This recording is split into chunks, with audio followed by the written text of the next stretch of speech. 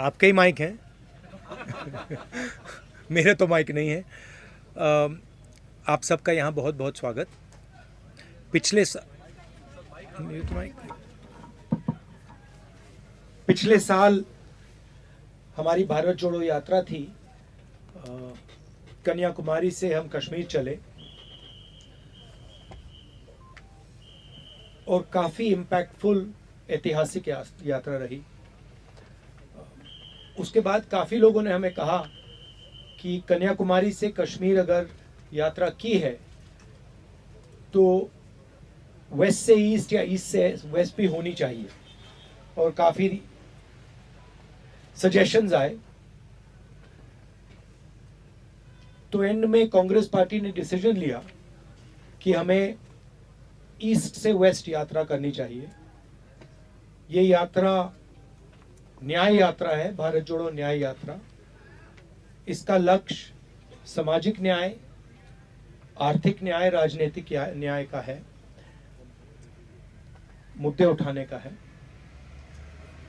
मणिपुर में हमने ये यात्रा शुरू की। इसके पीछे सोच थी क्योंकि मणिपुर के साथ बहुत भारी अन्याय हुआ है। पहली बार हिंदुस्तान की स्टेट में महीनों के लिए हिंसा चल रही है और प्रधानमंत्री जी, बीजेपी के लोग वहां गए तक नहीं है। मणिपुर के बाद हम नागालैंड से निकले। यहां भी एक कमिटमेंट किया गया था। प्रधानमंत्री ने नागालैंड के लोगों से कमिटमेंट किया था, उस कमिटमेंट को भी पूरा नहीं किया गया जो एग्रीमेंट था। तो ये यात्रा महाराष्ट्र तक जाएगी। एक इशू है, मैं चाहता था कि पैदल यात्रा हो, मगर वो थोड़ा ज़्यादा लंबा हो जाता, टाइम नहीं था। तो ये हाइब्रिड यात्रा है, मगर हमारी कोशिश रहेगी कि ज़्यादा से ज़्यादा टाइम हम जहाँ भी पैदल चल सकें हम पैदल चलें। आपके अब सवाल हों या अंग्रेजी में बोल दूं? Should I say it in English? Last year we did a Bharat Jodo Yatra from Kanyakumari to Kashmir, which was a very impactful, successful yatra. It helped bring the people of India together, and it transformed the political narrative and placed a alternative narrative to the divisive narrative of the BJP. We've decided to do a similar yatra from east to west. We decided to start in Manipur because of the tragedy that has taken place there, the loss of life, loss of property, violence, and of course the fact that the Prime Minister has not even cared to visit the state, which I think is a sad and shameful affair.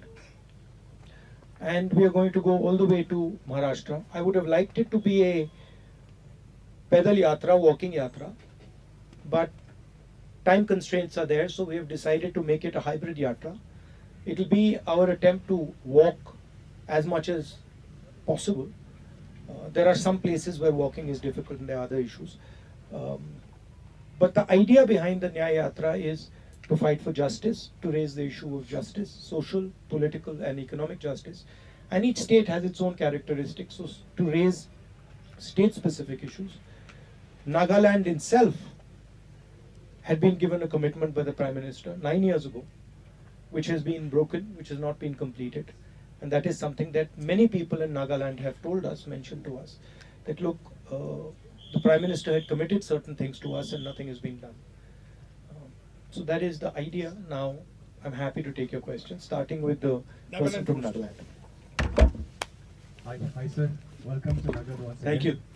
So my question is also with regards to the Indo-Naga political issue. You are well aware it's been more than 25 years the issues has been pending. So according to you, why do you feel is the central government neglecting to give a required solution to the Nagas? And if the Congress and the India bloc comes to power in the upcoming election, will you give an assurance that the solution would be achieved for the Nagas? I've been speaking to quite a few Naga leaders, and they're absolutely perplexed as to why no progress has been made. Frankly, we are not even clear about what the Prime Minister envisioned in terms of a solution. Nobody, I mean, it's a superficial document that says, yes, we are going to work towards peace and joint sovereignty, but it's not clear what exactly they mean. And a lot of the Naga organizations here simply don't understand what the Prime Minister was trying to do and what the way forward is. Clearly, there is a problem that needs resolution. And clearly that is a problem that will require conversation, listening to each other and working in implementing a solution. And that is lacking as far as the Prime Minister is concerned. You know, why the Prime Minister has not acted, I am frankly the wrong person to ask that question to, because I don't know his mind, I don't know his approach. But I do get the sense that the Prime Minister promises things without thinking them through. He made many promises, you know, to the youth of India. He made promises about education, employment, and I think he just made them. And I get the sense that people are disturbed that the Prime Minister's credibility is on the line and nothing has happened for 9 years. We of course are committed to a solution to the problem over here. Yeah, Asim. So you started a nyay yatra. The Congress has said that this is not an electoral yatra. But before coming here, you had attended a number of Lok Sabha elections preparatory meetings. How do you see the Congress placed in taking on the BJP electorally in 2024? Thank you. I see the India alliance placed very well in taking on the BJP in 2024. The yatra is a ideological yatra. It is designed to place certain issues on the table, and frankly to place squarely on the table the issue of huge amount of injustice that is taking place in this country. There is an election campaign. We will fight that election campaign. There will be an election process. We will take part in that process. But the yatra is to place certain ideas on the table firmly in front of the people of India, and these are ideological ideas. It's a alternative vision to what the BJP says, the divisive vision of the BJP. तो जो भारत जोड़ो न्याय यात्रा है वो विचारधारा की यात्रा है. इंडिया अलायंस चुनाव लड़ेगा, अच्छी तरह चुनाव लड़ेगा और चुनाव जीतेगा. ये इस यात्रा का लक्ष्य जो न्याय का सवाल है उसको जनता के सामने रखने का है. सामाजिक न्याय, आर्थिक न्याय, राजनीतिक न्याय, उसमें बहुत सारी इश्यूज हैं. कास्ट सेंसस का इशू है. जैसे यहाँ पे नागालैंड में अभी बातचीत हुई कि यहाँ पे वायदे किए गए थे, वो वायदे तोड़े गए हैं. मणिपुर में आपको दिख रहा है क्या हुआ है. तो इन मुद्दों को उठाने की यात्रा है, विचारधारा की यात्रा है. इलेक्शन कैंपेन होगा, वो प्रोसेस चलेगी, उसमें हम सब भाग लेंगे. हाँ जी सर, भारत जोड़ो यात्रा जो पहला चरण था उसमें भी मैं था यात्रा में. उसमें आप पैदल चलते थे तो लाखों लोग साथ होते थे. इस बार यात्रा में हर 2 मिनट पर आपको उतरना पड़ रहा है, क्योंकि कतार में इतने लोग होते हैं. आगे आपको लगता है कि आपको नीचे उतरना ही होगा. फिर एक सवाल और है सर इससे जुड़ा हुआ. एक ही सवाल. अगर अगर एक सवाल. ये आपका अच्छा सवाल है, इसका मैं पहले जवाब दे देता हूँ.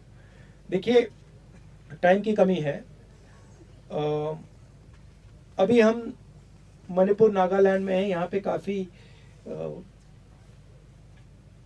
लंबे गैप्स हैं, तो उसमें तो बस में ही जा रहे हैं. मगर जब हम असम में, बंगाल में, बाकी स्टेट्स में आएंगे तो मुझे लगता है कि जो वॉकिंग एलिमेंट है वो ऑटोमेटिकली बढ़ जाएगा. मगर टाइम का इशू है, क्योंकि हम इसको मतलब 4-5 महीने लंबा तो नहीं खींच सकते हैं.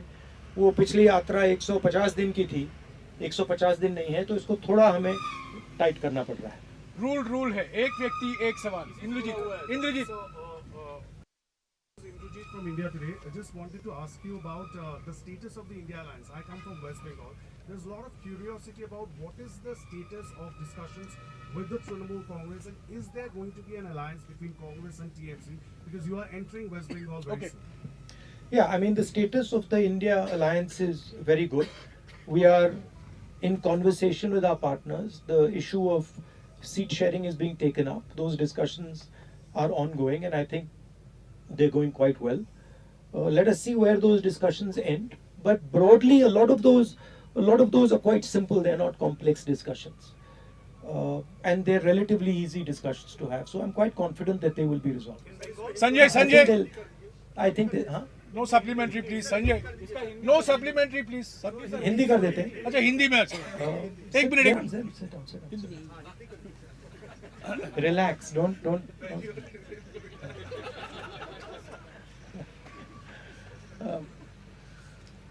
तो देखिए, इंडिया अलायंस के जो प्रोसेसेस हैं, डिस्कशंस हैं, अच्छी तरह चल रहे हैं. ज़्यादातर जगह आसान है, ज़्यादा कॉम्प्लिकेशंस नहीं है. एक दो जगह थोड़े ज़्यादा कॉम्प्लिकेटेड हैं, मगर मुझे लगता है कि काफ़ी आसानी से जो सीट शेयरिंग की बात है और बाकी चीज़ें हैं, हम इनको रिजॉल्व कर लेंगे और काफ़ी अच्छा इंडिया अलायंस चुनाव लड़ेगा. हाँ संजय. राहुल जी, आपने कल एक सभा में कहा था कि आप एक अल्टरनेट विजन देंगे ड्यूरिंग दिस यात्रा. वो अल्टरनेट विजन चुनाव के दौरान आ गया, उससे पहले आएगा, और अल्टरनेट विजन का कुछ ब्रॉड एक पैरामीटर्स क्या है, ये स्पेल आउट कर सकते हैं? ऑल्टरनेट विजन का फाउंडेशन हमने पिछली यात्रा में रखा था कि हम नफरत का हिंदुस्तान, बटा हुआ टूटा हुआ हिंदुस्तान नहीं चाहते हैं. हम हार्मोनियस भाईचारे का हिंदुस्तान चाहते हैं. और वो भारत जोड़ो यात्रा was a resounding success. Everybody, even the BJP people से इट. नाउ उसका अगला कदम जो बीजेपी का जो मॉडल है, जो नफरत भरा हिंसा का मॉडल है, वो अन्याय का मॉडल भी है. उसमें 2-3 बड़े उद्योगपतियों को देश का पूरा धन मिल जाता है. जो ब्रॉड हमारी कम्युनिटीज़ हैं, सोशल ग्रुप्स हैं, दलित हैं, आदिवासी हैं, ओबीसी हैं, उनका पार्टिसिपेशन नहीं होता है. मैंने उदाहरण दिया, 90 अफसरों का मैंने उदाहरण दिया. और पूरे देश में इस बात को एक्सेप्ट की गई कि हिंदुस्तान की सरकार को जो ओबीसी हैं, दलित हैं, आदिवासी हैं, वो चलाते ही नहीं हैं. तो ये इश्यूज उठाई जाएंगी. बट मेन चीज़ हम रखना चाहते हैं कि जिस प्रकार से देश में अन्याय हो रहा है, इस अन्याय के बीच में और नफरत और हिंसा के बीच में लिंक है. अन्याय से नफरत बढ़ रही है, हिंसा बढ़ रही है, और बीजेपी आरएसएस का लक्ष्य एक्चुअली चुने हुए लोगों को हिंदुस्तान का पूरा फायदा, पूरा का पूरा धन पकड़ाने का है. तो ये हम न्याय यात्रा में थोड़ी डिटेल में स्टेट वाइज हम ये बात जनता के सामने रखेंगे. जरिंदर, एक सवाल. राहुल जी, इंडिया गठबंधन के लिए आपने कहा कि तैयारी अच्छी चल रही है और बीजेपी को आप हराएंगे, लेकिन पिछली जो बैठक हुई उसमें संयोजक का सवाल उठा और नीतीश कुमार ने ये कहते हुए ठुकरा दिया कि ममता बनर्जी इस पर सहमत नहीं और इस बात से नीतीश कुमार नाराज है. क्या आप लोगों को इस बात की आशंका है कि नीतीश कुमार आने वाले दिनों में इंडिया गठबंधन छोड़कर एनडीए में शामिल हो सकते हैं? नहीं, देखिए, इन चीज़ों में फ्रैंकली बोलूं तो मीडिया इन चीज़ों को बहुत ओवरप्ले करता है. जो मीटिंग में मूड था, जिस प्रकार से बातचीत होती है, जो ह्यूमर होती है, भाईचारा होता है, उसको आप बताते नहीं हो. आप एक मुद्दे को उठा के मतलब मेन इश्यूज को बना देते हो. देखिए, there is mutual respect and affection between the leaders of the India formation. And the India formation is a ideological formation that is placing itself in opposition to the idea of the RSS and the BJP. I'm very confident, मुझे बहुत confidence है कि India alliance में ऐसी छोटी छोटी problems हैं, ये सब रिजॉल्व हो जाएंगी और हम एक साथ मिलकर बीजेपी के खिलाफ चुनाव लड़ेंगे और उनको हराएंगे। हाँ Sandeep. Mr. Gandhi, the yatra will be spending about 11 days in Uttar Pradesh. Would the yatra and the yatris, including yourself, visit the Ram temple at Ayodhya? So that is the biggest political issue that the BJP has right now. Well, against the Congress. the issue, frankly, you see, the RSS and the BJP have made the 22nd January function a completely political Narendra Modi function. It's become a RSS BJP function, and I think that is why the Congress president said that he would not go to the function. We are open to all religions, all practices. Even the authorities of the Hindu religion, the biggest authorities of the Hindu religion, have made their view public about what they think about the 22nd January function, that it is a political function, right? So it is difficult for us to go to a political function which is designed around the Prime Minister of India and designed around the RSS. We made it clear that whoever would like to visit the Ram temple, among our partners, among our party, is more than welcome to do it. It's difficult for us to visit on the 22nd and say that, you know, this is a Prime Minister's function, this is a RSS function, and we are going to go. It's not possible for us. Hindi में बोलिए। जो तो ये राम मंदिर 22 तारीख का function जो है, ये राजनीतिक फंक्शन बन गया है। हिंदू धर्म के जो हमारे लीडर्स हैं, जो अथॉरिटीज हैं, उन्होंने कहा है कि वो नहीं जा पाएंगे क्योंकि ये राजनीतिक फंक्शन बन गया है। आरएसएस ने, बीजेपी ने 22 तारीख को एक चुनावी flavour, election flavour, political flavour दे दिया है। इसीलिए कांग्रेस प्रेसिडेंट ने इनकार किया वहां जाने का। जहां तक धर्म की बात है, हम सब धर्मों के साथ ये कहना चाहते हैं कि जो भी जाना चाहता है जा सकता है, कांग्रेस पार्टी से जा सकता है, but we cannot be party to a political function. It becomes very difficult for us when the Prime Minister of India and the RSS, our principal opponents, have captured a function and turned it into an election function. हाँ जी, young lady from Nagaland. एक minute. Esther here from Nagaland News Network. She's talking. Respect her, please. Esther here from Nagaland News Network, and I'm going to be asking in context to the state, of course. So, sir, Nagaland is going through a breakdown right now because of illegal taxation. So can you tell us how this yatra that you are doing right now is going to help in bringing justice to those people who are being taxed illegally and continuously for many years? The first step in answering the question of justice is listening to the people and understanding exactly the nature of the injustice that they are feeling. And that is what we are trying to do. I said in the Bharat Jodo Yatra, we used to walk for 7-8 hours and we used to speak for 20-30 minutes. It is the same idea here. We have come here to listen to the people of Nagaland, and we have spoken to many people. I spent the whole of last evening talking to delegations. I have spoken to many people on the streets here to get a sense of how they are feeling, what the sense of betrayal is, what the anxiety is. With regards to the taxation issue, I think that is something that our local leadership would be much better at answering than I am.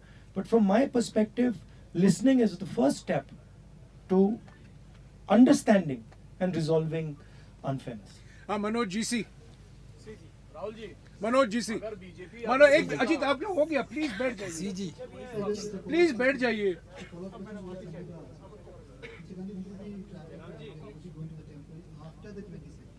Well, our rally, our yatra has a fixed route, and we're going to follow that route. We're going to follow the route that I am on. This is a route that we have designed, and we're going to stick to this route. I actually don't know. I can check and tell you, but I will be somewhere on the route of the yatra. अजी Vikrant I think we will be in Assam.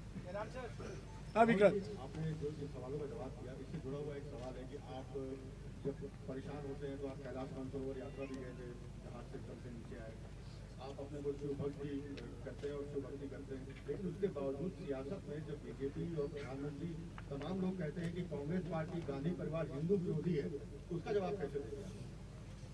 नहीं, देखिए, जो मेरी सोच है, जो सचमुच में धर्म को मानता है वो धर्म के साथ पर्सनल रिश्ता रखता है, वो अपनी लाइफ में धर्म का प्रयोग करता है।